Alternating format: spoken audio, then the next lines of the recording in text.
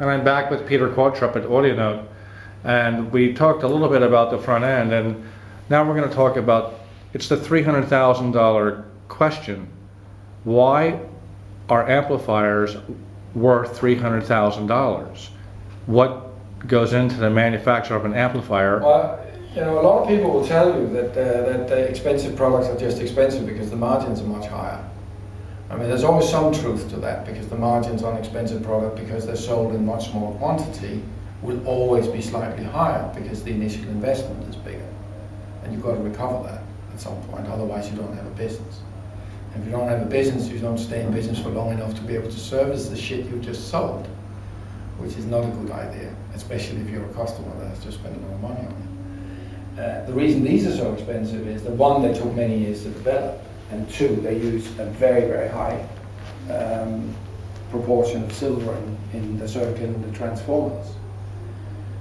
These amplifiers have the distinction of being the simplest amplifier ever made. They have an input transformer, a directly heated triode stage, a driver transformer, an output stage also using directly heated triodes, and an output transformer. There are two passive components in the whole circuit, which is two resistors, and that's it. Now you cannot make an amplifier simpler than this. This is the closest you're ever going to get to the infamous straight wire with gain, nonsense as that statement may be. So that's essentially it.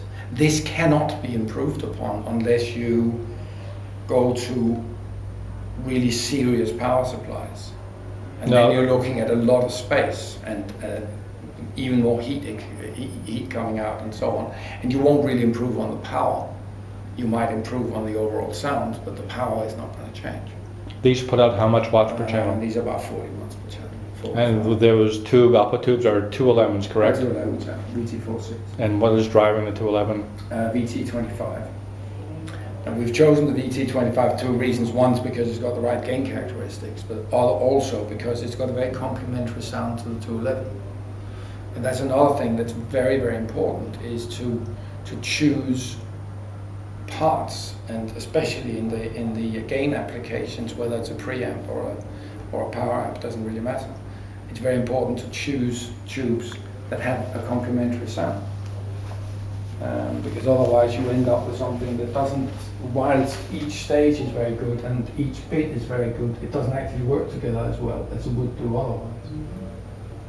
We do the same. We did the same with the speakers, where the tweeter works and has a very, very similar sound to the woofer, and we're always very careful when we make changes to any of these items that they stay, that particular characteristics is maintained or improved upon. Well, we'll take a look at the speakers in the next installment. The amplifiers are sublime. Just finished a listening session with a new Laurie Anderson album, and it took me to another place. It emotionally connected me to the music like no other system I've heard before. We'll be back for installment number 3. Thank you, Peter.